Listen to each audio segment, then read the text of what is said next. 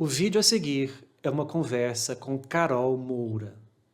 Carol é fonoaudióloga formada pela Pontifícia Universidade Católica de Goiás, com especialização em comunicação e oratória.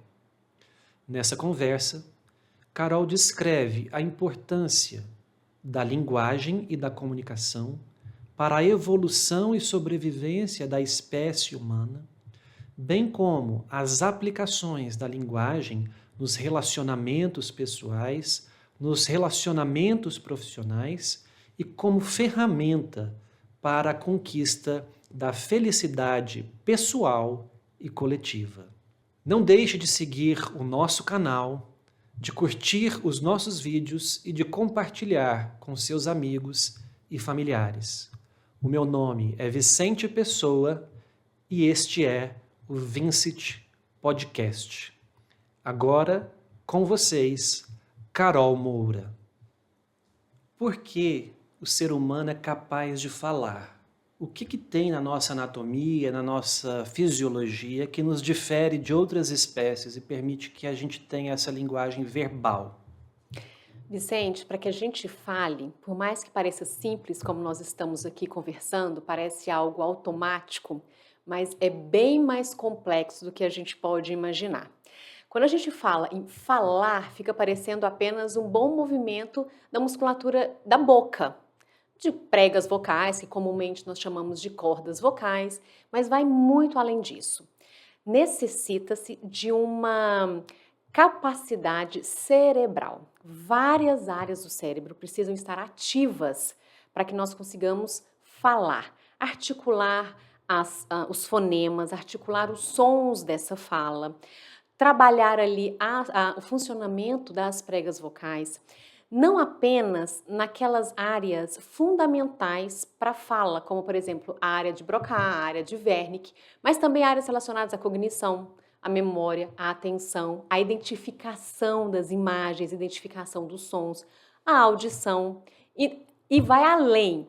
A coordenação respiratória, nós precisamos ter toda uma regulação respiratória para que a gente consiga respirar, deglutir e falar num curto espaço de tempo, como eu estou fazendo aqui nesse momento. E além disso, também de uma autorregulação endócrina, porque dependendo da situação em que nós estamos, nós precisamos dessa autorregulação também. Algumas substâncias, elas são enviadas ao nosso corpo para que a gente consiga lidar com algumas situações. Então, é bem mais complexo do que a gente imagina. Então, não é qualquer animal. Há de se ter ali um nível evolutivo mesmo para que, até chegar no ser humano, para que hoje a gente consiga se comunicar. Então, existe a necessidade de uma complexidade biológica, estrutural, Exatamente. Anatômica, que nem todas as espécies possuem. Exatamente isso. E você citou a área de Broca. Sim. O que é a área de Broca? É uma área do cérebro específica na expressão da linguagem. E a área de Wernicke, ela é mais relacionada à compreensão. Então, quando há uma lesão, uma pessoa tem uma lesão na área de Broca, ela fica com uma dificuldade ali na articulação dos sons, na produção das palavras. Já na área de Wernicke, é uma dificuldade na compreensão. Então, colocando como exemplo aqui, eu tenho meu pai. Meu pai sofreu um AVE, um acidente vascular encefálico, muitas vezes a gente chama de acidente vascular cerebral, muitos chamam de derrame, e ele teve esse acidente vascular encefálico e foi muito comprometida nessa região da área de Broca. E ele teve uma apraxia muito forte, então uma dificuldade muito grande em articular os sons das palavras. Então, e ele ficou, ainda, como foi muito profundo, ele ainda ficou com mutismo, então ele não emite som, mas compreende. Então ele ri de uma piada, fala alguma coisa, ele faz um sinal muito leve com o rosto, mas nós percebemos pelas piadas quando a gente conta, porque piada, para entender uma piada, há de ter um nível de compreensão muito forte. E aí ele consegue compreender, aquela área já não foi tão afetada, mas a da expressividade já foi. Então, na verdade, ele não tem mais a capacidade de controlar a musculatura respiratória, Sim, facial, sim. lingual, para poder articular mecanicamente os fonemas, Isso. E né? além disso, como outras áreas também, isso acontece muito esses acidentes, porque não é muito pontual, ou outras áreas foram afetadas, em que mesmo ele emitindo som, então algumas vezes ele solta, aí as pessoas já ficam, ele vai falar bom dia. Não vai falar o bom dia, infelizmente, porque áreas ali foram afetadas que ele pode até vir a fazer um som. Mas esse som ele não vai ser elaborado pela área do cérebro, pelas áreas responsáveis essa expressividade. Agora, já a outra área que você citou, que é de Wernicke, Sim. a pessoa tem essa capacidade de articular, de coordenar a musculatura, mas ela não compreende a Não, mensagem que chega. não compreende a mensagem que chega, e aí essa emissão, ela pode ser perfeita na questão muscular, mas pode ser que ela seja muito incoordenada.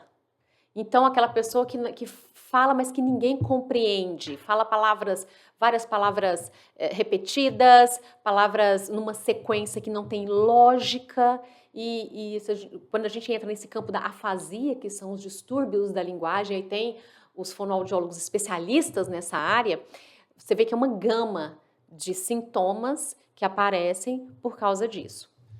Então, pelo que eu entendi da sua fala, isso que nós estamos fazendo aqui é o resultado de bilhões de anos de um processo evolutivo que a natureza vem elaborando. Sim.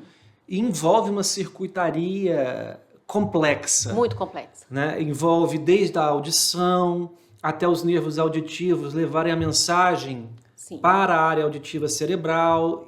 Tem uma interpretação da mensagem, uma elaboração da resposta do ponto de vista cognitivo e também motor, elaboração de ideias. Exatamente. Envolve, inclusive, hormônios que facilitam o tom de voz, a maturação da voz. Sim. Então não é só laringe. Não é só laringe. Não é só cordas vocais. Não, cordas vocais, um indivíduo pode ter ali aquela região laríngea perfeita, intacta. E não consegue, por exemplo, quando há um dano cerebral, ela não consegue se expressar. E as pregas vocais, perfeitas. Mas tudo é o cérebro, ali é que está o comando. Mas eu também preciso de uma prega vocal que funcione adequadamente, porque é a prega vocal que vai funcionar ali para haver aquela emissão do som. Eu também preciso dela bem saudável, bem articulada, bem trabalhada, bem afinada. Agora, o som em si, ele é resultante do quê? É o ar passando nas cordas vocais, vibrando e alterando, causando vibrações Sim. no ar ambiente? É isso que produz o som da voz? A voz, ela é produzida da seguinte forma. Antes de eu produzir a voz, eu preciso inspirar. Então, eu puxo o ar, esse ar entra, passa pelas pregas vocais. Na hora de voltar esse ar, porque na hora que eu vou falar, eu faço essa expiração sonorizada. Na hora, aí o ar sai, passa pelas minhas pregas vocais, e é mais ou menos no seguinte movimento. Vamos imaginar que aqui estão as minhas pregas vocais. E na hora que o ar entra, ele entra aqui e faz esse movimento. Na hora que o ar sai, da mesma forma. E aí à medida que ele vai passando, ela vai fazendo essa vibração. Muito rápida essa vibração. Essa vibração, se ela for muito, a prega vocal, a corda vocal, comumente a gente chama, são duas. Se ela estiver muito pesada por um edema, ou seja, por um inchaço, quando nós estamos gripados, resfriados, o corpo incha, a prega vocal também incha, ela sai mais pesada, ela está mais pesada, o número de vibrações cai. E aí eu tenho uma voz mais rouca. Se eu não fecho bem essa prega vocal na hora de vibrar, se há um espaço ali, é uma voz mais áspera, mais soprosa, melhor dizendo. Então sai mais ar do que voz. Então a maneira como a gente produz a nossa voz, ela já dá um sinal se a nossa voz está saudável, se a nossa voz não está saudável, se eu tenho um problema na minha voz, se eu não tenho um problema na minha voz. E a voz é única, isso que é maravilhoso. A voz ela é única, não há uma voz como a outra. Isso é muito interessante, né? E bonito, né? Do ponto de vista Sim. evolutivo, né? Agora, essas questões que você comentou, eu adorei essa expressão, expiração, como é que é? A voz Sonorizada. sonorizada. A Sim. voz é uma expiração Podemos sonorizada. dizer que sim. Podemos dizer que sim. Gostei Porque disso. eu preciso desse ar. Em treinos, quando eu dou treinos, a pessoa muitas vezes ela tem uma dificuldade em fazer essa coordenação da respiração e da sonorização. E ela trava. E quer falar tudo sem respirar. E a voz muda. E dá até dor de cabeça, porque dá uma tensão muito forte. Então, há de se ter esse relaxamento e, ao mesmo tempo, essa ativação. Era isso que eu ia te perguntar. Então, a voz também, esse mecanismo todo, ele pode ser manipulado, treinado, Sim, com aperfeiçoado. certeza. Eu posso direcionar minha voz para uma tendência ou para outra, dependendo Sim, daquilo que me interessa fazer com a minha voz, sob supervisão profissional. Por exemplo, eu posso melhorar a minha voz para cantar em sim, determinado tom. sim, pode. Há um limite orgânico, mas sempre há como melhorar. Nós não usamos a nossa voz com a máxima potencialidade que ela tem. E até mesmo quando a gente fala em máxima potencialidade, a gente usa muito canto, mas a própria fala. Porque aquela fala que encanta, ela tem muitas nuances. Ela não é aquela voz monótona que fica sempre num tom só. Ela tem nuances, ela vai para um agudo, ela vai para um grave, ela é uma música. Existe uma relação entre a voz e as emoções? Assim, eu consigo Muito. impregnar a minha voz de determinada emoção a ponto de influenciar diretamente o meu interlocutor? E como? E isso os grandes oradores fazem com maestria, porque uma comunicação de excelência, uma comunicação de sucesso, quando a gente quer deixar ali a nossa marca, seja numa aula, seja numa palestra, seja numa entrevista, a nossa voz, ela precisa trazer, demonstrar essa emoção, porque senão ela fica fria. E nós podemos tocar o outro com aquilo que a gente fala, mas o como nós falamos causa um impacto muito maior. Então, se eu digo assim, a festa ontem foi maravilhosa, o DJ foi excelente, as músicas maravilhosas, a comida excelente, dancei até 6 horas da manhã, foi a melhor festa que eu fui. Você acredita nisso que eu estou falando? Difícil, né? Difícil. Mas eu disse, eu usei as palavras, eu falei com todas as palavras que foi a melhor festa que eu fui. Mas você não sentiu a minha emoção. Agora, se eu digo, ontem foi uma festa maravilhosa, o DJ muito animado, nossa, dancei até 6 horas da manhã, foi a melhor festa que eu já fui. Aqui eu já trouxe uma emoção. Então, se a emoção não estiver harmônica com aquilo que eu estou dizendo, você, o interlocutor, vai acreditar mais em como eu falei e não naquilo que eu falei. E isso tem a ver com sentimento também, quando a gente sai de perto de uma pessoa que a gente fala assim, nossa, aquela pessoa estava com uma energia ruim, a gente usa essa expressão, né? Às vezes a pessoa falou alguma coisa e aquelas palavras parece que te atingem como um impacto mecânico mesmo na face, né? Como se fosse um soco ou um pontapé, ou ao contrário, né? Como se fosse, a gente fala com luva de pelica, né? Um toque suave que te empolga e te anima. Vem daí? Você acredita Também. que esse tipo de influenciação nas pessoas, que você consegue deprimir alguém, diminuir alguém, humilhar alguém, ou exaltar alguém, animar alguém, vem da voz também, da vibração sonora mecânica mesmo, que te atinge? Ou também? Também. Mas o que mais? Tanto a comunicação verbal, aquilo que é falado, as palavras utilizadas. E aí a gente pode falar da comunicação não violenta. Então, o julgamento, o julgar o outro. E você não perguntou, muitas vezes a gente não pergunta para o outro se ele está querendo saber a nossa opinião, mas nós nos sentimos no direito de dar a nossa opinião e ainda colocamos assim, olha, só para te ajudar. É uma crítica construtiva. E aí vem uma fala carregada de julgamento. Uma fala, quando ela é carregada de julgamento, ela tem alto risco de te causar problemas. Hoje, as pessoas, elas não estão aceitando mais esse tipo de comunicação. Que nós temos tanto a comunicação agressiva, quanto a comunicação passivo-agressiva, que são comunicações mais negativas. A comunicação ideal é a comunicação assertiva. Quando eu falo da comunicação agressiva, eu tenho tanto uma comunicação verbal muito dura, muito áspera, carregada de julgamentos, de palavras negativas, e junto a isso, uma comunicação não verbal, um tom de voz mais alto, uma velocidade mais rápida, uma expressão também mais sisuda, gestos muito duros, e isso dá o tom de uma comunicação agressiva. A passivo-agressiva ainda é pior, porque é aquela comunicação irônica. Eu falo uma coisa, quero dizer outra. Aquelas alfinetadas, é uma comunicação que eu gosto, eu vi uma pessoa dizendo que é uma comunicação mais covarde. Porque eu quero dizer algo, não tenho a coragem de dizer e eu vou ali naquela forma rasteira. E eu uso muitas vezes um tom de voz até baixo, um volume baixo, um sorriso no rosto, aquele sorriso de lado, e eu solto ali aquele veneno. E a comunicação passivo-agressiva, ela é muito complicada mesmo de haver uma boa comunicação ali, porque nós não sabemos a real intenção daquele interlocutor. Comunicação agressiva a gente até consegue lidar melhor.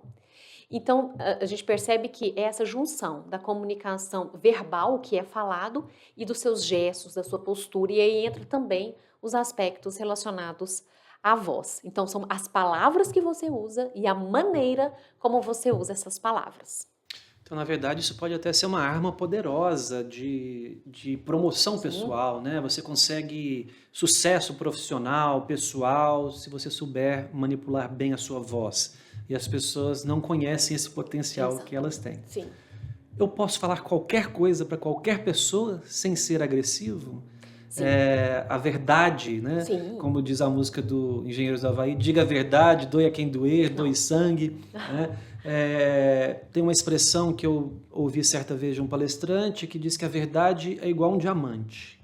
Você pode arremessar na cara da pessoa, isso machuca, ou você pode entregar envolto em camurça ou em um anel, que terá outro impacto, mesmo sendo o mesmo diamante. As palavras são assim também, eu tenho como utilizar a voz, as palavras e passar a minha mensagem, mesmo que ela seja direta, verdadeira e às vezes até dura, mas com cuidado e doçura? Sim, é a comunicação assertiva. É aquela comunicação que ela é clara, quando eu falo o outro consegue me compreender, e nem o termo conseguir é o adequado, porque a responsabilidade é daquele que fala, então eu me faço compreendida. Isso é interessante. A Sim. responsabilidade da mensagem é de quem fala. Sim, há uma via de mão dupla, claro, eu preciso que o outro esteja no mínimo ali querendo me ouvir, mas se o outro quer me ouvir e eu não entrego uma mensagem clara, coerente, objetiva, ele pode parar de me ouvir. Ou então ele nem está muito interessado em me ouvir. Mas se ele está ali um pouco e eu chego com uma mensagem clara, despertando ali uma atenção, ele começa a me ouvir. Então nós precisamos ter essa autorresponsabilidade ao nos comunicarmos. E agora, vou abrir um parêntese aqui. Quando nós iniciamos a nossa conversa, falamos de fala, as pessoas tendem a associar. Comunicação, quem se comunica bem, fala bem. Então, quem fala bem, se comunica bem. Não necessariamente. Então, geralmente, quem se comunica bem também fala bem. Mas pode ser que uma pessoa que fale muito bem não se comunique tão bem. São coisas diferentes. São coisas diferentes. A comunicação, ela vai além. Mas fechando aqui, então, parêntese. Então, a comunicação assertiva é essa comunicação clara, concisa, uma comunicação coerente. Então, o ideal é que a gente fale aquilo que precisa ser dito, levando em consideração o outro, respeitando o outro. Mas não é falar aquilo que não precisa, esconder algo, omitir algo, ou falar uma inverdade. Não, é falar a verdade, mas respeitando o outro. E aí entra a empatia. Empatia, a gente chega no conceito de empatia através da conversa, da comunicação assertiva. Assertiva, sim. Então, uma das funções da comunicação assertiva não é só sucesso profissional. Não. Ela também envolve empatia, você ser uma pessoa querida, amada e também querer bem os outros e amar os outros. E respeitar. Acredito que a melhor definição é respeitar o outro, respeitar o contexto, respeitar aquela situação. E quando nós vamos para uma conversa, seja ela profissional, seja ela pessoal, dentro da nossa família, quando nós vamos com esse intuito, respeitando e considerando o outro, a chance que nós temos de ter sucesso naquela comunicação é muito maior. É verdade. Agora, voltando um pouco na nossa conversa, nós começamos falando sobre esse processo evolutivo que culminou com essa circuitaria orgânica, né? Vários órgãos envolvidos, num processo de seleção natural mesmo, darwiniana, né? Que ao longo dos milhões de anos beneficiou a nossa espécie, vamos dizer assim. Mas antes de nós, outras espécies de hominíneos habitaram o planeta, né? Sim. Homo neanderthalis Sim. e outros. Erectus. Existe alguma informação de quando que essa circuitaria foi formada, que permitiu a conversa verbal, fonética mesmo? Em que ponto desse processo evolutivo isso surgiu? A gente tem informações sobre isso, porque quando o geólogo, né, faz as escavações, ele acha fóssil, estrutura óssea. E não né? um tecido mole. E não um tecido mole, Sim. que também é responsável por boa parte da comunicação verbal. Então, é possível fazer inferências que tal espécie falava, tal espécie não falava, emitia grunhidos, que a comunicação era melhor. E dependendo da sua resposta, eu já quero perguntar uma outra coisa por cima, mas você tem essa informação? Sim, estudos nos mostram. E aí, realmente, essa dificuldade, a gente não tem essa data precisa. Acredita, claro, no Homo sapiens, mas naquelas espécies que vieram, já estavam ali, já chegando os Homo sapiens, pela característica que eles viviam, a forma como eles viviam, já nessas necessidades de agrupamento, já em busca de alimentos, já querendo avisar ao outro os perigos ali de certos animais, já há uma necessidade de se viver em grupos, de estarem juntos. E essa necessidade de estarem juntos, eles precisavam de alguma forma de interação. Então, aí os estudos mostram que se havia interação, se eles estavam juntos, muito provavelmente havia ali uma comunicação. É muita pretensão nossa achar que só nós ali nos comunicávamos, mas a linguagem falada mesmo, há mais estudos que trazendo ali já com o Homo sapiens. Mas essa fala elaborada mesmo. Mas mesmo antes, já tinha ali essa emissão de sons, de grunhidos, de gestos, muito mais gestos, de expressões mesmo faciais. Agora, antes, por que isso já não era tão possível? Até mesmo pela capacidade ereta, a gente precisa ter ali o corpo ereto para falar, essa fala mesmo, e também de esse circuito neural preparado. Então, com a evolução, houve cada vez mais a necessidade de nós estarmos interagindo. Então, hoje o homem é um ser social, então nós precisamos dessa interação. Dizem que nós não somos felizes sozinhos, de uma forma ou de outra, nós precisamos dessa interação. E nós conseguimos nos interagir como? Através da comunicação. Não necessariamente a comunicação falada, mas a comunicação ou escrita, gestual. Claro que a falada é a que a gente mais utiliza, mas nós precisamos nos comunicar. Então, eles também se comunicavam. Agora, era, claro, muito rudimentar. Há estudos, há uma pesquisa, inclusive, que diz... Mas eu fiquei pensando, eu queria ir mais a fundo...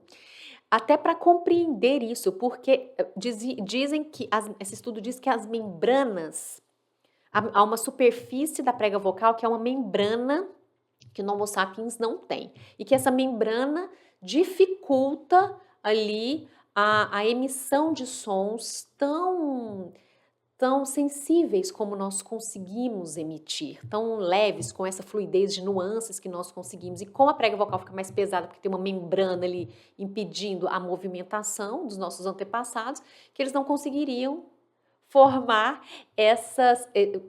falar da maneira adequada, ou emitir sons da maneira adequada. Mas eu fiquei pensando como que foi realizada essa pesquisa, né? Porque é muito através de fósseis. Deve ser inferências, Inferências, né? Sim, inferências. Baseado nas estruturas ósseas, né? Agora, a nossa espécie, Homo sapiens, ela existe há mais ou menos 200 mil, 300 mil anos, né? E ao longo da existência da nossa espécie, ela conviveu com outras espécies do gênero Homo.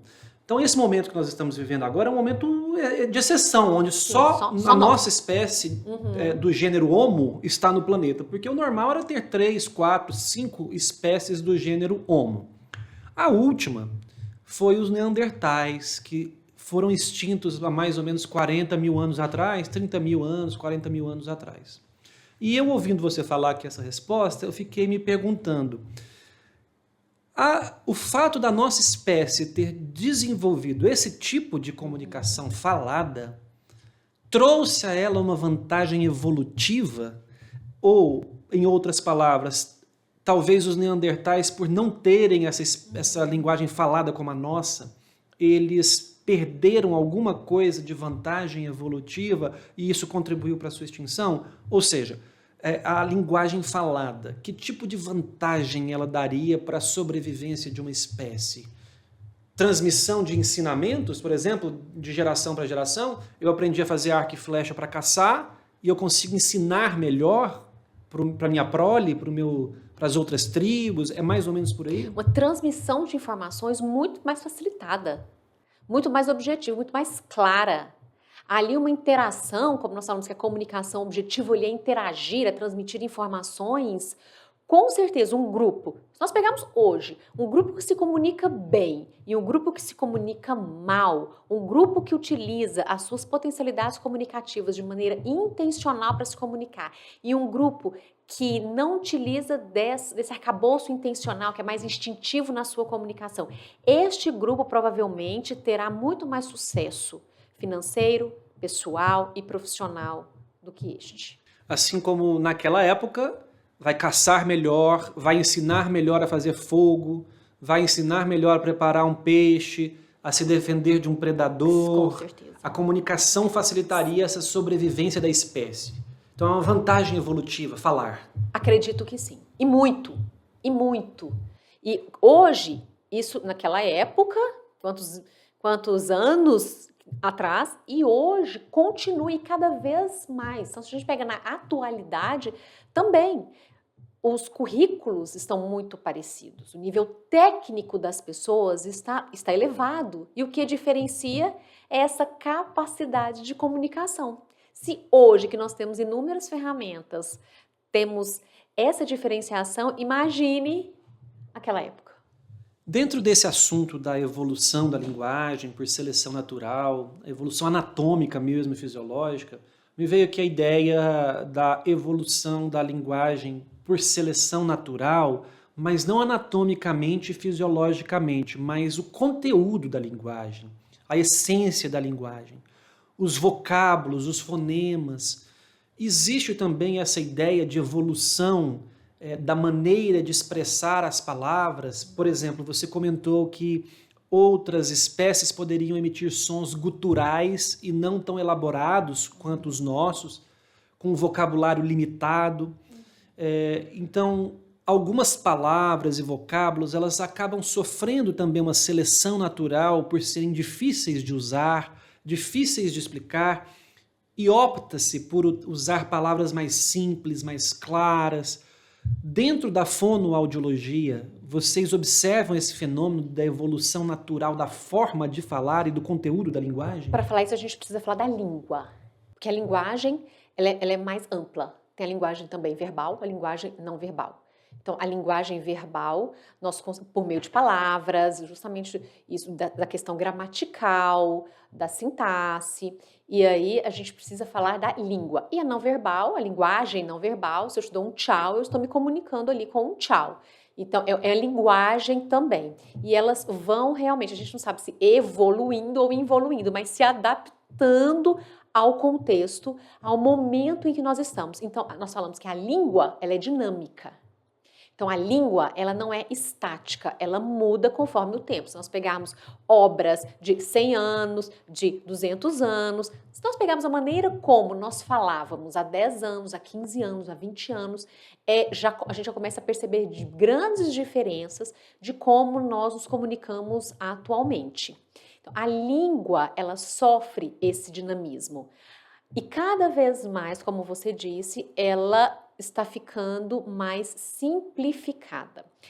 No meio jurídico há um movimento forte da linguagem simples, linguagem jurídica simples, para que qualquer pessoa pegue ali um texto, uma decisão judicial e ela consiga entender aquilo que está sendo falado. Não precisa de um advogado para interpretar para ela, é um movimento forte e é um movimento necessário para os nossos dias. Eu sou a favor desse movimento, infelizmente eu sou a favor desse movimento, porque o ideal seria que as pessoas, a educação, ela fosse só evoluindo e que não precisasse de nós mastigarmos, de simplificar as palavras, de ter mais, são textos que têm muito mais repetições, não tem muitas palavras diferentes, justamente para facilitar a compreensão do outro. E por que nós precisamos fazer isso? Porque a educação não evoluiu da maneira como deveria ter evoluído. E o que parece estar pior. Por isso que há essa necessidade de redução. Mas é um mal necessário. Se o professor de português pode vir aqui e discorrer de uma maneira brilhante esse movimento que está acontecendo. Há palavras que nós chamamos de palavras rebuscadas, se nós pegarmos ali textos de Machado de Assis, a gente pega algumas palavras que hoje nós não utilizamos com tanta frequência e hoje são chamadas dessas palavras mais rebuscadas. E realmente, quando nós as utilizamos, o outro não compreende. Eu fico falando sozinho. Por mais que eu queira ter esse vocabulário, que eu goste desse vocabulário, quando eu falo eu, é o ser humano, as pessoas que querem, se o outro não consegue entender, qual vai ser a razão de eu usar aquele vocábulo? Já que o objetivo da comunicação é eu falar, o outro me compreender, para que ele retorne com uma fala e eu volte com outra fala, para que haja essa interação. Então, uma pessoa que fala muito rebuscado, com aquelas palavras, o que eu mais ensino, cuidado com as palavras rebuscadas, porque o outro não vai te entender, por mais que eu goste delas. E então, se o outro não me entende, eu vou tendo que me adaptar à linguagem atual, à comunicação atual. E isso quer dizer que é uma comunicação errada, utilizar a língua de forma errada. Uma coisa é eu utilizar a língua de forma mais simples, o português, por exemplo, de uma forma mais simples. Isso não quer dizer utilizar o português de uma forma errada. Então, às vezes, a pessoa que tem um vocabulário riquíssimo, ela pode ser um péssimo comunicador porque ela usa palavras que ninguém compreende. Exatamente. Muito embora aquilo expresse ou reflita uma bagagem cultural imensa. Exatamente, gigantesca. Até mesmo do português. Certa vez eu vi Michel Temer em uma entrevista, o português dele é riquíssimo, e ele dizendo que ele usa muito mesóclises. E ele falando que as pessoas falam, você usa muito mesóclises, as pessoas não entendem. Ele, mas eu falo assim, eu aprendi assim, é o jeito que eu falo. Como a pessoa vai ficando isolada? Então, nós precisamos, mesmo aprendendo essa linguagem, essa língua, nós precisamos saber onde utilizar, com quais pessoas, porque o objetivo é que ela me compreenda, porque senão não vai haver essa interação. E hoje, quando nós falamos em vocabulário rico, já não é mais um vocabulário rebuscado, ele vai além, é quando nós conseguimos usar uma palavra, por exemplo, bonito. O que pode trocar por bonito? Belo, exuberante, lindo. E aí eu tenho essa gama de palavras que substituem, talvez não ali perfeitamente, mas substituem uma palavra. Isso é ter um vocabulário rico hoje. E isso é muito interessante. Agora, aquelas palavras mais difíceis, que a gente até falou de difíceis, é porque as pessoas realmente elas não utilizam mais pelo próprio dinamismo da sociedade. Agora, e aí a minha opinião, é um perigo para onde nós estamos caminhando. Eu gosto do português, acredito que o português é uma língua riquíssima e nós estamos perdendo muito do nosso português, muito. Quando eu vejo uma prova de concurso que não tem português, isso me entristece. Eu imagino a dor dos professores de português também. Você usou uma palavra que talvez defina melhor a minha pergunta, né? Você usou a palavra adaptar, adaptação, e você também usou a expressão educação. O processo educacional de uma pessoa influi de maneira decisiva na maneira como ela se comunica. A bagagem de escola leitura, ler livros na escola, uma escola de qualidade no nosso país facilitaria a comunicação entre as pessoas? Sim, porque a pessoa tem muito mais argumentos, muito mais dados, muito mais informações, mas não é apenas isso. E eu recebo diariamente pessoas que têm um alto nível cultural, pessoas que estão em altos cargos, líderes de empresas, políticos, que já estão num nível ali alto da sua vida profissional e que têm certas dificuldades de se comunicar.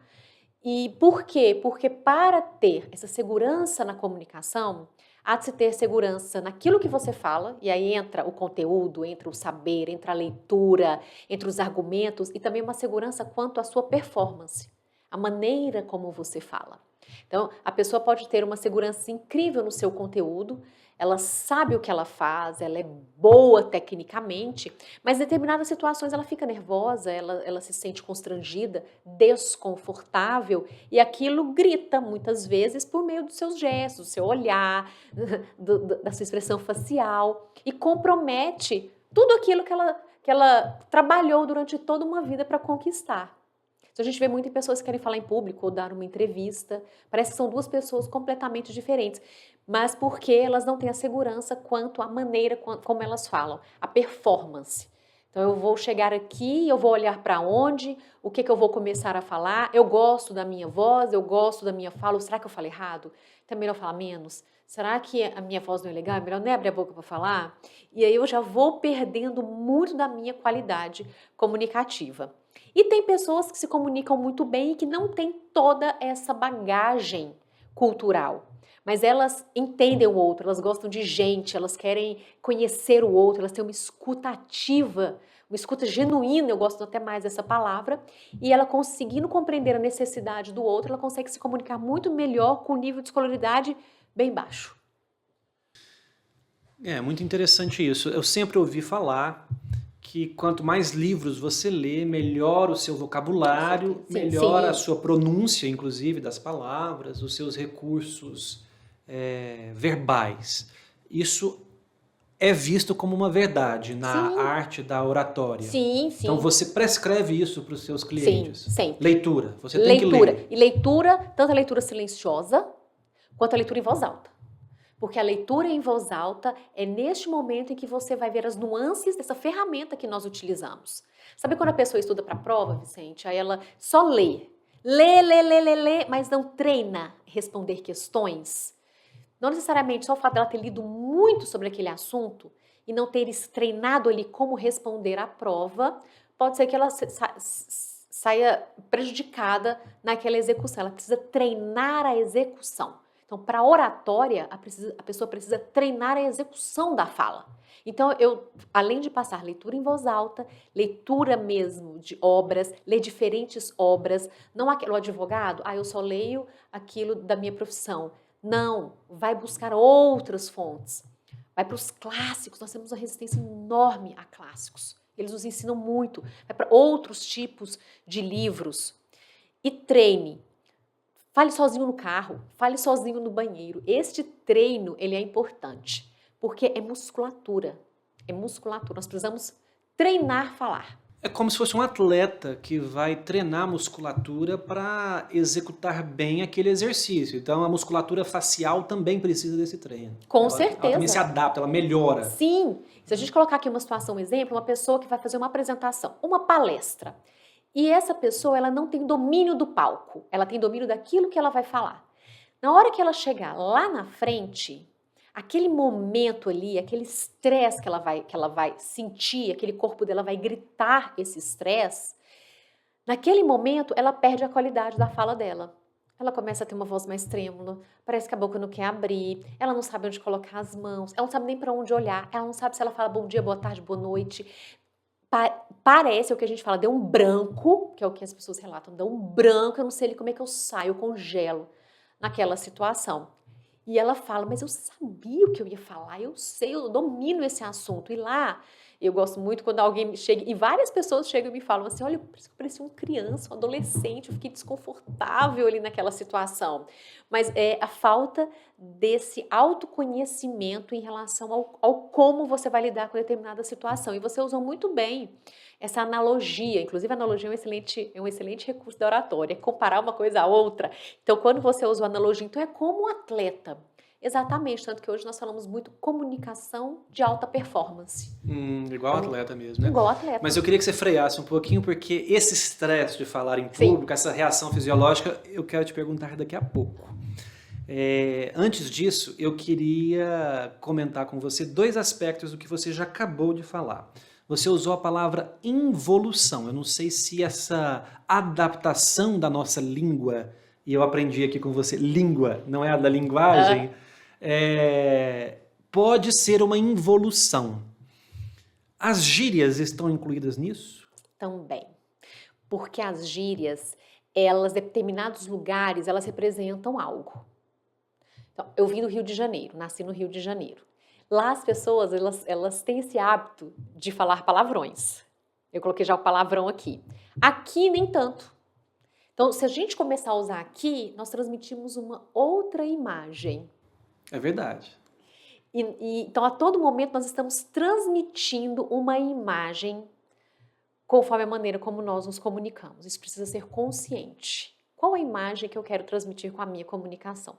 E as gírias, dependendo do ambiente em que você está, qual é a imagem que você transmite? E muitas pessoas usam gírias para pertencerem a certos grupos. Então, a gente vê isso muito nos adolescentes. Eles usam algumas palavras ali para pertencer. Porque ali é como se fosse uma tribo. Mas há de tomar muito cuidado com essas palavras no ambiente profissional.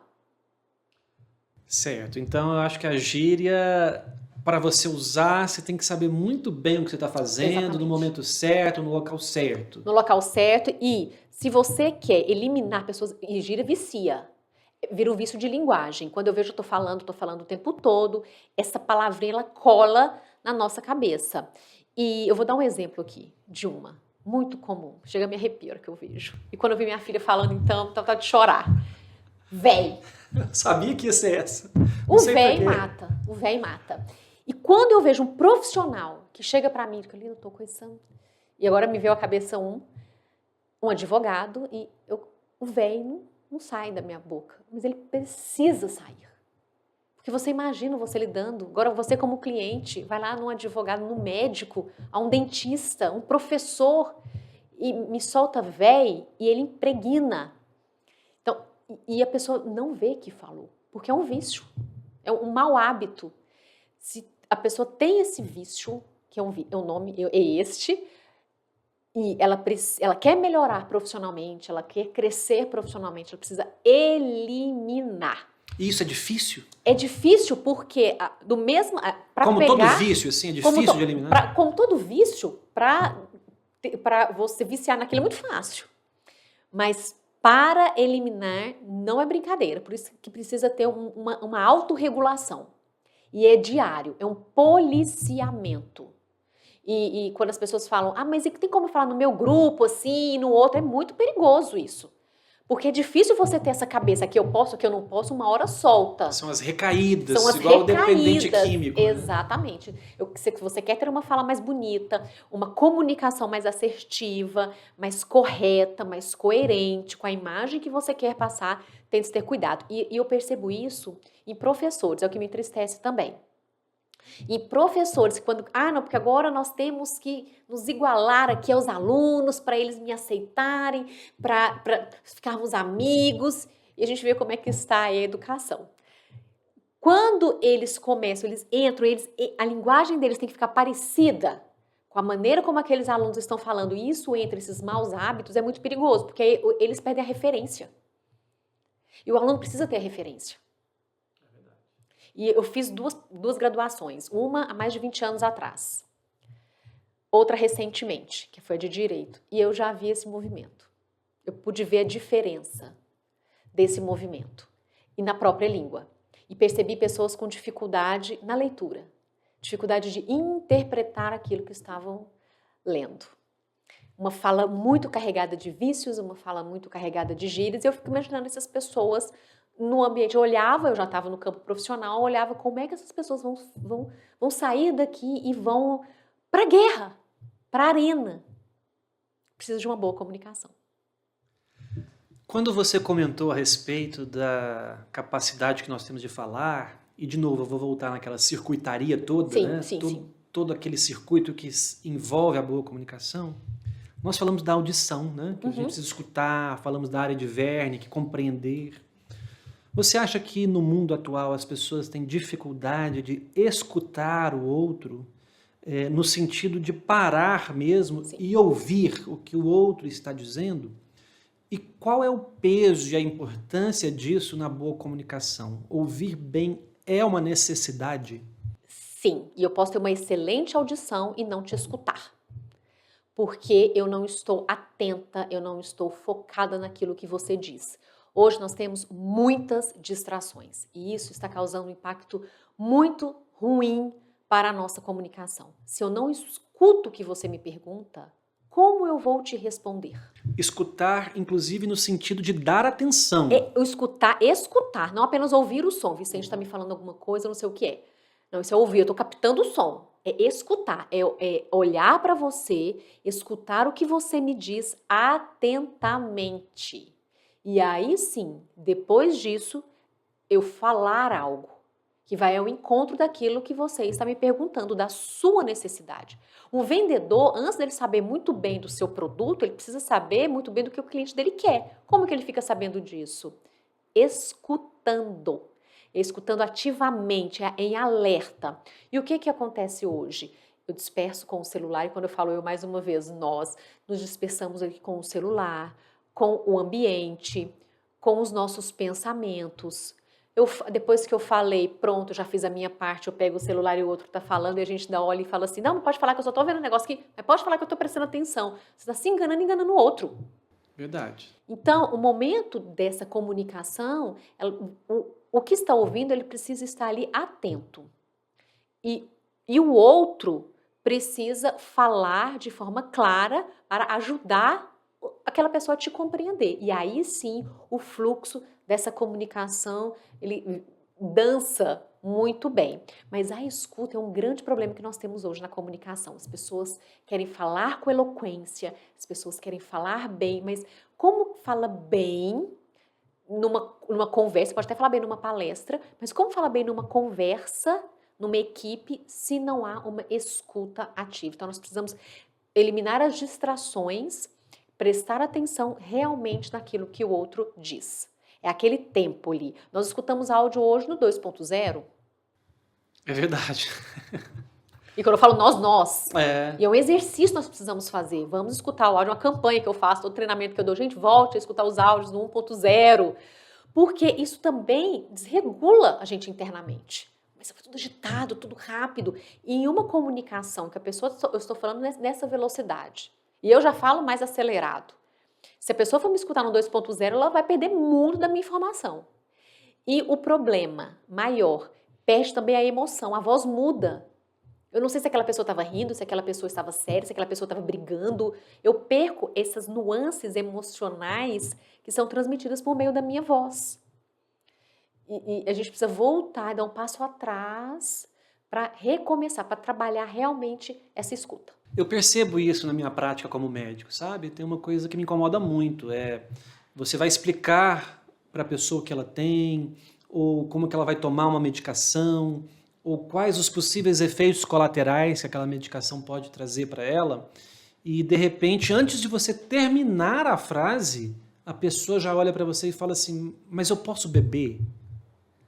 Ela não escutou o que você falou, e ela está interessada naquele ponto específico, ela não está interessada em escutar aquela informação que você tem para passar para ela, né? Então, infelizmente, eu acho que esse tipo de dificuldade atrapalha muito, inclusive, nos relacionamentos pessoais, casais.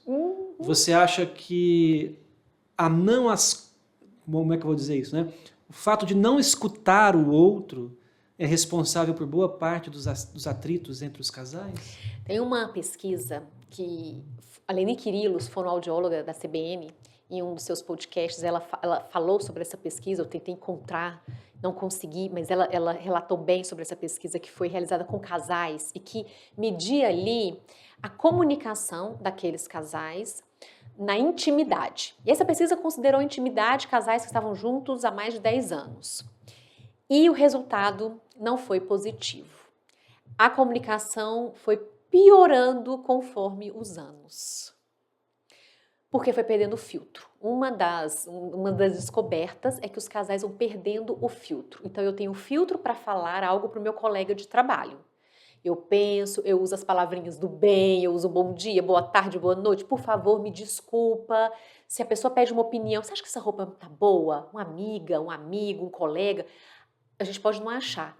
E a gente quer falar a verdade, então a gente tem todo um dedo para falar com aquela pessoa, um cuidado para falar com aquela pessoa, dar ali, falar alguma coisa positiva, depois eu poderia melhorar. E dentro de casa, essa pesquisa mostrou que esse filtro ele vai se perdendo.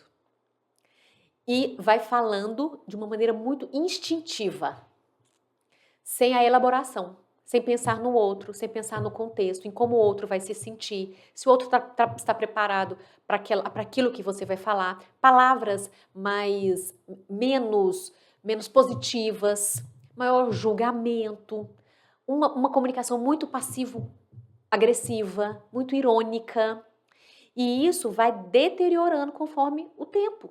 Ao invés de ficar uma comunicação melhor, porque há ali um nível de intimidade maior, deveria haver ali um nível de confiança maior, é como se, aqui eu posso fazer tudo, aqui o outro me aceita como eu sou e tem que me aceitar como eu sou. Então a gente naquele início do relacionamento se mostra de uma forma, depois a máscara vai caindo e nós dentro de casa, nós não tomamos cuidado, a gente vai deixando o pior lado nosso aflorar e vai na comunicação também. Então, entre casais, há de ter uma preocupação em escutar o outro e algo quando eu falo em treinamentos, as pessoas até olham para baixo e riem e tal, porque o outro está falando e a gente já está assim. Não estou escutando aquilo ali, eu já estou mostrando com os meus gestos que tá bom, já entendi. Talvez não entendeu porque o outro não finalizou. E a gente precisa parar e ouvir. Agora tem uma outra questão aqui também. Há diferentes estilos de comunicadores. E nós precisamos compreender que há diferentes estilos e que a todo momento nós estamos conversando com pessoas de diferentes estilos. Eu gosto muito da divisão trazida pela metodologia DISC, que é uma metodologia que trabalha, que identifica os comportamentos. Então tem ali o dominante, que é uma pessoa mais voltada para resultado, ela é muito preto no branco, não é não, vamos rápido, está olhando lá na frente, ela não quer saber muito do processo. Então, se você chega para conversar com uma pessoa, um paciente seu, sente que ele é dominante, ele quer saber muito pouco. Ele quer saber quando é que o tratamento dele vai acabar, o que ele pode fazer, o que ele não pode fazer e tchau. Já um analítico, ele já quer saber tintim por tintim. Por que ele tem que tomar aquele medicamento? Mas por que tem que ser de manhã e não pode ser à noite? Quanto tempo que vai demorar? E se não der certo? Qual que vai ser a próxima etapa? Geralmente são pessoas que ficam mais tempo, eles querem saber tintim por tintim. Um influente, ele já quer mais saber da questão social. O que vai interferir no lado social dele. E temos o amigável. Eu usei aqui nomenclaturas diferentes daquela trazida pelo DISC mesmo para ficar mais fácil de compreender. Mas o amigável é aquele que ele está mais ligado ao pessoal. Se você pergunta, por exemplo, um paciente amigável, como é que o senhor está? O senhor passou bem durante esse tratamento? Como é que o senhor se sentiu? E aí ele vai ali, você ganha ele. Então, cada um ele demanda um tipo de comunicação. E nós precisamos conhecer esses comportamentos ali, as perguntas que chegam, que eles fazem, a gente já consegue detectar. Esse é mais influente. O influente é aquele que chega, e aí, o senhor saiu com a sua esposa, viajou, ele quer saber desse lado social.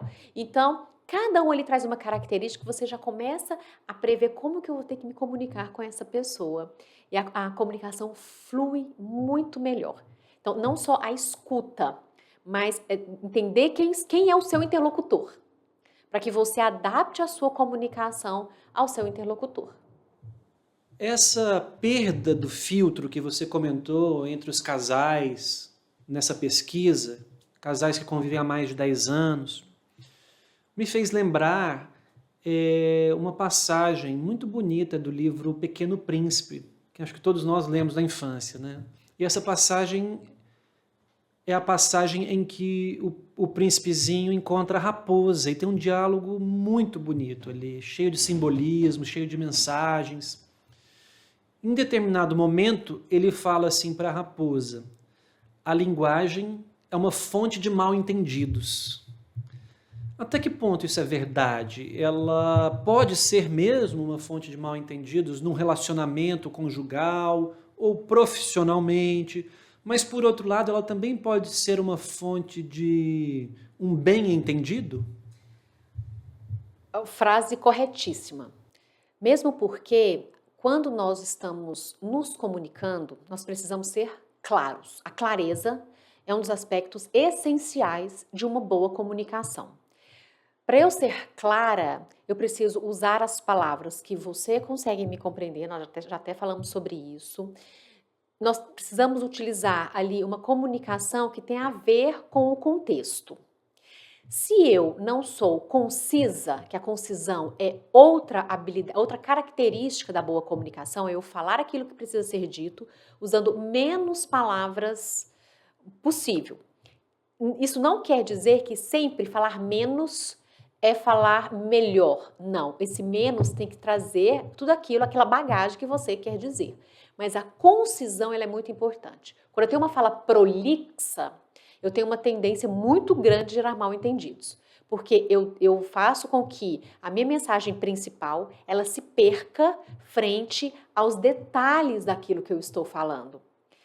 Essa é uma das causas do mal-entendido em uma comunicação, quando eu tenho uma fala prolixa, cheia de detalhes, inúmeros exemplos, uma história atrás da outra, eu recheio aquela minha fala de outras histórias e no final você nem sabe qual que é a parte importante, a parte principal da mensagem e qual que eram os detalhes. Então, uma fala concisa, a parte importante, a parte principal, ela fica em destaque. E os detalhes são menores. Uma outra forma também de haver mal-entendido é quando a gente cria barreiras nessa comunicação. Barreiras, por exemplo, até mesmo gestuais. Então, eu falo uma coisa e aqui a minha cabeça, o meu movimento de cabeça, o meu sorriso está me dizendo outra. Então, se eu digo assim para você, adivinha quem virá para o jantar? É uma pessoa que você acredita que eu goste ou que eu não goste? Que goste. Que goste. Agora, se eu falo assim, adivinha, quem virá para o jantar? Aí você diz, alguém que você gosta muito e fica na minha cara que eu não gosto dessa pessoa. Mas eu não queria transmitir isso para você. Mas eu transmiti. Então, gerou ali aquele mal-entendido. E volta aquilo que também nós conversamos algumas perguntas atrás. Quando não há coerência entre o que eu falo e o como eu falo, e o como são gestos, e a minha voz, há uma tendência muito forte de ter mal entendido. A pessoa olha e fala assim, não entendi não. Volta. Não, mas você está falando sério? É sério isso? E uma terceira forma de haver mal entendidos é a comunicação passivo-agressiva, que a gente não sabe o que a pessoa queria dizer. E essa pergunta é muito boa, Vicente, porque a gente pode falar, inclusive, quando nós falamos algo e aquela nossa fala, cada um interpreta de uma forma. Quando isso acontece, a gente vê isso acontecendo, por exemplo, na política, líderes. Um líder fala algo e cada um entende de uma forma. Eu entendi isso, o vice entendeu outra coisa, outra pessoa entendeu outra coisa. O líder não se comunicou bem. Ele não foi claro, tanto que cada um entendeu uma coisa. Há pessoas que vão dizer assim, Carol, mas aí eu não sou responsável por aquilo que o outro entende. É sim. No mínimo você fazer claro que o outro, ele tem ali aquele viés. Ele quer acreditar naquilo que muitas vezes você não falou. Por isso que, para não correr esse risco, a sua comunicação ela precisa ser o mais clara, concisa, objetiva possível. Isso aqui é uma mesa. Se eu não disser de maneira clara, começar a colocar detalhes, pode ser, talvez, ela tem 4 pés ali, uma tapa, pode ser que seja. A fala suja cria ali vários ruídos. podem levar então a mal-entendidos. Muito interessante isso, né? Isso vai fazendo crescer, assim, na minha cabeça, a ideia da importância da comunicação, de como nós desprezamos isso, né? Nós não valorizamos isso. Silêncio faz parte da comunicação, ele é importante na comunicação. E quando nós devemos usar o silêncio como ferramenta de comunicação? Excelente. A todo momento nós estamos nos comunicando. A todo momento nós estamos nos comunicando, inclusive no silêncio. Então, numa reunião, eu não vou falar nada nessa reunião, vou ficar caladinha também, não quero dar palpite, não vou falar nada. Eu chego na reunião, o meu corpo ele vai falar por mim. Então, eu cruzo os braços, eu digo algo. Eu faço aqui, eu digo outra coisa. Eu faço aqui, outra coisa. Em silêncio. Então, o silêncio também comunica. Quando que o silêncio é bem-vindo? Uma das situações, quando é intencional. Eu quero ficar em silêncio agora. Eu não quero discutir agora. Não estou com vontade de falar. Não vou entrar nessa discussão nesse exato momento. Quando ele é intencional, você escolhe a hora que você quer falar, você começa a priorizar o outro, você escuta mais o outro e você começa a falar menos. Então você vai observando mais o local. É um amadurecimento.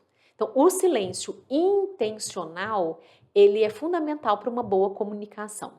Outro momento de silêncio também. Você analisar quem é o outro, analisar aquele contexto. Em algumas situações, a gente deixa a emoção falar mais alto. E eu não posso ficar calada, eu vou ter que falar. Mas quando você pensa friamente e diz, não é agora, não é o melhor momento para falar com essa pessoa. Ela não está no momento adequado para me ouvir. Então, o silêncio realmente é a melhor escolha. Então, quando ele é intencional, e essa palavra intencionalidade, Vicente, eu gosto muito dessa palavra na comunicação. A nossa comunicação, ela precisa ser intencional. Ela tem que deixar cada vez mais, mesmo porque nós estamos em processo de evolução, deixar de ser instintiva. Ah, quando eu vi, eu já falei. Ah, quando eu vejo, eu falo mesmo. É aquilo que você falou no início, as verdades na cara, né? Quando eu vejo, eu já falei, eu sou assim, eu sou verdadeiro. Não. Eu sou autêntico. As pessoas confundem muito. Eu sou autêntico. Já vi, eu já falei. Não, você não é autêntico. Você não tem filtro social. É diferente. A autenticidade tem a ver com autoconhecimento. Então, eu me conheço, você se conhece, e aí você sabe aquilo que importa para você, aquilo que faz sentido para você, aquilo que não é importante para você, os seus pontos fortes, aquelas situações que te causam desconforto. E aí você consegue lidar bem com as situações. O falar tudo que vem à cabeça, se fosse para ser assim, o nosso cérebro, nosso pensamento teria voz. Ele não tem, ele tem um filtro que é a boca. Então a gente pensa um monte de coisa para filtrar aquilo que é importante para este momento, para essa situação, para eu conseguir elaborar e organizar as minhas ideias de forma a transmitir aquilo que eu quero transmitir naquele momento. Então, quanto mais intencional é a nossa comunicação, com certeza melhor é essa habilidade, melhor é essa competência nossa. Então, eu fiquei com a nítida impressão que isso que você falou tem relação com a sabedoria, sim, amadurecimento, sim, sabedoria, sim, e até mesmo com elegância de sim, comportamento. Tô certo? Eu acredito que sim. Eu acredito hoje todo mundo fala sobre elegância, mas a elegância é você saber se comportar em todo lugar que você vai. Inclusive calando-se. Inclusive no silêncio, para não se desgastar. Inclusive escolhendo as brigas que você quer brigar. Eu ia usar essa expressão, escolhendo as suas batalhas, né? As suas batalhas. As que valem a pena serem lutadas. Sim, e as pessoas, elas cutucam. Elas querem te ver ali, elas querem que você vá para aquele nível. E a gente também, muitas vezes a gente quer que o outro venha para cá. E eu brinco muito com mulheres, eu falo, tem hora que a gente quer ir lá com o marido, e a gente quer falar, para ver se fala alguma coisa, a pessoa não fala. É aquilo que tira a gente do sério. Mas é porque o outro não está querendo brigar aquela briga nossa. A gente quer que inflame. E várias, isso da política, então, meu Deus, isso a gente vê a todo momento.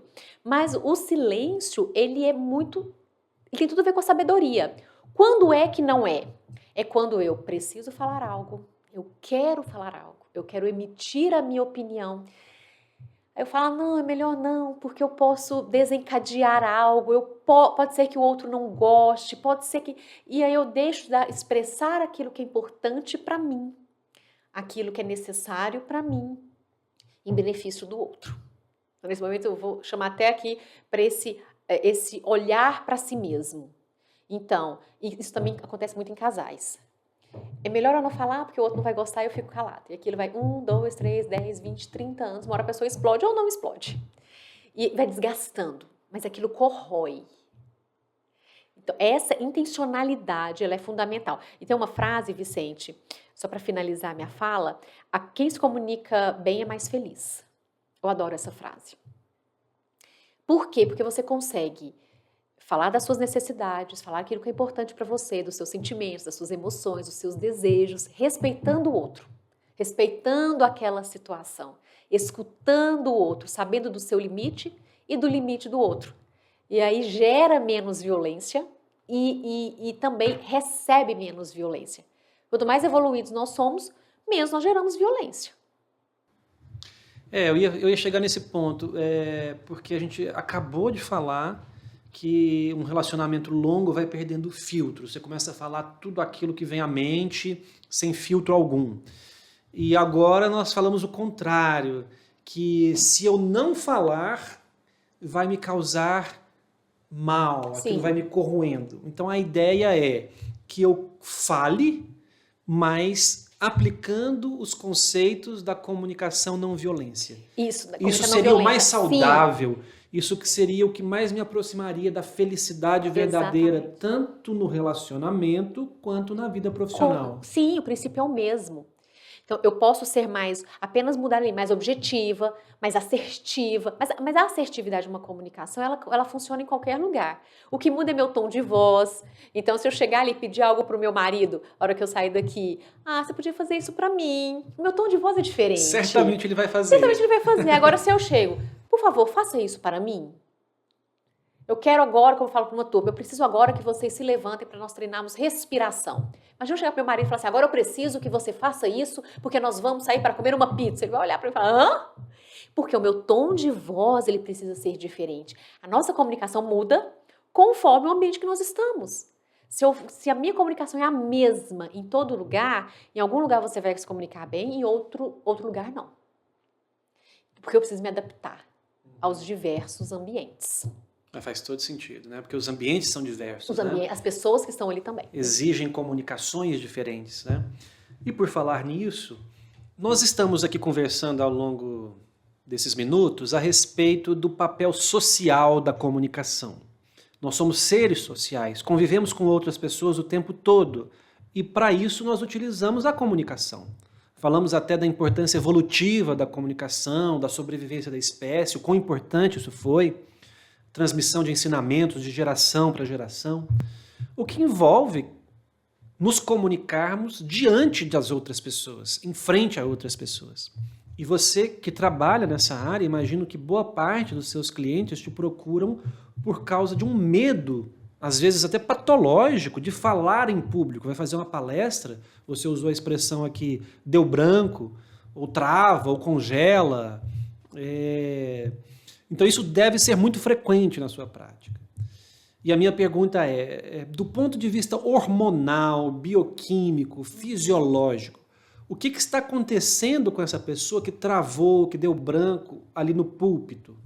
Nós somos seres sociáveis, nós gostamos de grupo. Quando nós estamos lá na frente, sozinhos, nós estamos sozinhos, cadê meu bando, cadê meu grupo? Ali já gera um primeiro desconforto se você não tem esse hábito. Nesse momento, o cérebro, ele percebe aquela situação em que você está. É que eu estou colocando de uma maneira bem ilustrativa para ficar fácil. Claro que o cérebro pertence a nós, ele não é um ente fora do nosso corpo, somos nós. Mas ele está ali e ele percebe aquele desconforto e sabe que, opa, aí não é o seu campo de atuação, você está se expondo, você vai ser julgado, somos nós, tá? Eu falo cérebro, mas somos nós. Nós não gostamos de ser julgados, nós não gostamos de ser expostos. A gente sempre fala, o ser humano fala, não, nem Jesus agradou todo mundo, que dirá eu. Mas no fundo, quer agradar todo mundo. Então, se vai falar numa palestra, uma pessoa vem queixando e a maioria aplaude, ele fica com aquele pensamento da queixa. Isso para mostrar que, no fundo, a gente tem medo do julgamento, tem medo de errar, tem medo de falhar. E nisso, o cérebro, nesse momento, o cérebro fala, olha, você está em perigo. Lá, aquele perigo lá dos nossos ancestrais. Lutar ou morrer, luta ou fuga. Exatamente. Nesse momento, é acionado daquela mesma forma. Você está em perigo, corre. Corre. Ou então, ataque. Naquele momento, em frente a um palco, a pessoa não vai sair correndo, não vai bater em ninguém, mas ela congela. Ela pode travar. Ou ela pode acelerar. Então, uma queixa muito comum é, eu disparo para falar, eu não sinto nada, nem sei se foi bom, se foi ruim, eu disparo para falar para acabar logo. Vou passando um slide, fiquei de falar um monte de coisa, deixei de falar um monte de coisa. Então é isso, ou ela trava, ou então ela perde. O que eu ia falar? Não sei o que eu ia falar.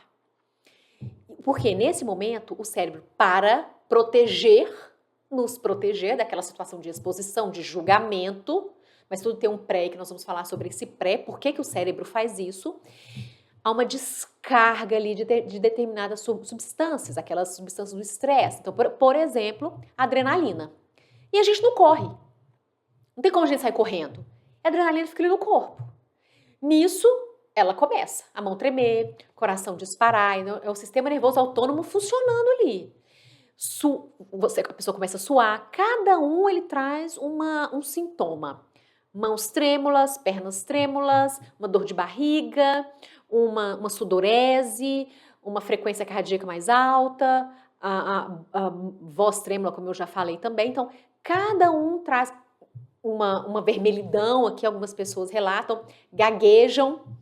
Então, que eles usam esse termo, não é uma gagueira, mas é eles travam, vão ali deixando a fala mais travada. Tudo isso é por causa dessas substâncias que o cérebro joga no seu corpo para você ou fugir ou atacar naquela situação. Como não tem como a gente fazer nada, ele fica todo ali no corpo. Então, há exercícios que nós fazemos antes de uma fala em público, por exemplo, que chama dissipador de energia. O Franco Júnior é um palestrante, ele é escritor, também autor, fala muito sobre oratória e ele nos ensina, é uma das pessoas que nos ensina isso. Então, posso fazer esse exercício aqui? Claro, estou curiosíssimo. Então, você aperta a sua mão aqui, minutos antes de falar em público, aperta, coloca toda a sua força, e joga a sua mão. Aperta, e joga a sua mão. Então, você está dissipando. Quando eu passo isso, meus clientes adoram e que funciona bastante. E um outro exercício é o da respiração. Esse eu gosto bastante. Então, quando você inspira 4 segundos, espera 4 segundos, expira mais durante 4 segundos e vai fazendo esse ciclo mais ou menos umas 5 vezes, você diminui ali aquela ansiedade, diminui aquela adrenalina no seu corpo, aciona uma parte mais racional do seu cérebro, não é só uma, são circuitos ali que estão em movimento, para que você raciocine melhor. E aí não precisa desse sistema límbico, que é esse sistema mais primitivo nosso, desencadear essas substâncias. Quando eu consigo raciocinar melhor, e aí sim, que é numa parte mais pré-frontal, naquele córtex pré-frontal, eu consigo raciocinar melhor. Calma, eu não vou morrer aqui, ninguém vai me matar. Não é o fim do mundo. Não é o fim do mundo. Pode ser que tem gente que goste, pode ser que tem gente que não goste, isso é uma realidade. Você racionaliza mais a situação, né? Exatamente, mas para racionalizar, para fazer esse exercício, precisa de ter um pré. Então, eu estou preparado? Eu me preparei? Eu estudei? Eu treinei, e por isso que eu falo muito da prática da oratória. É praticar, é ensaiar, é treinar. Eu treinei, eu ensaiei, eu pratiquei, eu sei como é que eu vou começar, eu sei como é que eu vou finalizar. Eu me preparei para possíveis perguntas. Então, eu estou treinado, eu estou preparado, aí eu consigo ter essa conversa interna. Porque não adianta de nada eu não me preparar, eu ir de improviso e chegar lá, eu começar, não, vai ser ótimo, eu vou ser excelente, eu sei falar muito bem, sendo que eu nunca subi um palco. Não vai dar certo. A chance de dar errado é enorme. De eu me sentir muito mal, de eu não fazer aquilo que eu poderia fazer da melhor forma possível. Então tem uma frase, e eu até falo aqui, eu assumo, eu falava muito essa frase. Hoje eu falava e não falo mais. É uma frase assim, está com medo? Vai com medo mesmo. Cuidado. Você está com medo? Identifica esse medo. Por que eu estou com medo? Por que eu estou desconfortável? O que ali me bota esse medo? Por que eu fico ansioso frente a essa situação? Porque não precisa nem ser uma fala em público, pode ser uma fala ali com 5 pessoas. Por que aquela pessoa ali eu fico desconfortável? Por que ela desencadeia em mim? Qual que é o gatilho que ela desencadeia em mim? Preciso trabalhar isso. Eu percebo que eu sei o conteúdo, mas eu não sei como que eu começo. Aí, no começo eu fico inseguro, eu não sei se eu cumprimento, se eu já vou direto palestrar, eu não sei se eu começo com uma frase, e se eu chego lá na hora para falar, eu fico inseguro. Eu vou fazendo essas identificações e vou me cercando de todo o controle que é possível, que é o gerenciamento das emoções, que eu gosto mais do que a palavra controlar o medo, a gente não controla, a gente gerencia essas emoções, para que você fique cada vez mais confortável com aquela situação. O cérebro vai acostumando com isso, e aqui eu coloco mais uma vez de forma ilustrativa, se o neurocientista veio falando o cérebro se acostuma, vai parecendo assim, ela está colocando aquilo ali numa terceira pessoa, e não é, somos nós. Sim, entendo. E aí, ele começa então a ficar, aquilo é um hábito para ele, aí ele não começa mais a descarregar aquela adrenalina, aquele frio na barriga vai ficando menor, mas ele não pode sumir, porque esse frio na barriga é o que nos deixa em alerta, preparado para a pergunta, preparado para elaborar uma resposta. Nas suas redes sociais, tem uma frase sua que diz assim: oratória é arte, ciência e prática. Por quê? A arte, ela tem a ver com a emoção, com a sensibilidade, com o sentimento e também com o belo. Eu associo muito a arte ao belo. E a oratória, ela precisa transmitir isso. Ela precisa transmitir essa sensibilidade, ela precisa transmitir essa individualidade, ela precisa transmitir essa emoção, esse sentimento. Ciência, porque ela é uma técnica, ela tem ali todo um estudo por trás. Não é qualquer pessoa que fala bem que pode ensinar o outro a falar bem. Então não é porque, isso eu falo sempre nas minhas redes sociais também, não é porque eu faço academia, eu tenho um personal que me ajuda ali na abdominal, nos exercícios, eu sei como fazer, que eu posso ensinar o outro, porque o outro precisa de uma outra técnica, o outro precisa de um outro exercício, para ele funciona melhor. Então há de se estudar, há um conjunto de regras, mas a técnica de oratória, ela não pode te engessar, ela não pode fazer com que você perca aquela sua arte, ela não pode te deixar robotizado. Se isso acontecer, a técnica não está te ajudando, ela não está adequada para você, então ela não pode te robotizar. Então, ela é arte, ela é ciência e ela é prática, porque a gente só melhora falar bem em público e a oratória, essa arte de falar bem em público, se nós praticarmos, treinarmos, não perder nenhuma oportunidade. Para falar melhor, toda oportunidade a gente tem que agarrar, se preparar e aí, cada vez que você enfrentar isso, melhor você vai falar em público. Melhor será a sua oratória. Adorei essa sua resposta e adorei essa frase, esse conceito de oratória como arte, ciência e prática. As palavras têm a leveza do vento e a força da tempestade.